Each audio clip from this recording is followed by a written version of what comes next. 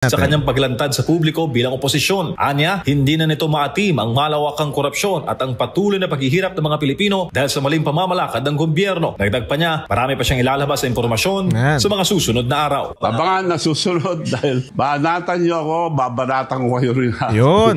Mas gaganan akong Para sa Diyos, sa Pilipinas kung mahal, MJ Mondejar, SMNI News. Ano pa kayang tinatago nito ni Manong Chavit, no? Sana ilabas niya na ng ilabas, no? Tapos kukontrahin na naman ni Claire. Sabihin ni Claire, nako, ano lang yan, medyo ano lang yan, galit lang yan kasi hindi binigyan ng posisyon. Kasi po, hindi po siya nabigyan ng posisyon po. Kaya po siya nagkakaganyan at inaatake ang ating Pangulo. Kasi po. So, abangan na lang natin ang mga susunod na kabanata na sasabihin nito ni Manong Chavit. At hinahamon niya nga si Marcos, sige, balatan niyo ako at ilalabas ko yung mga dapat kong ilabas. Pasukan niyo ako, pakulong niyo ako. Yan naman kayo, ganyan naman kayo, mga tarantado kayo. Tapang, no?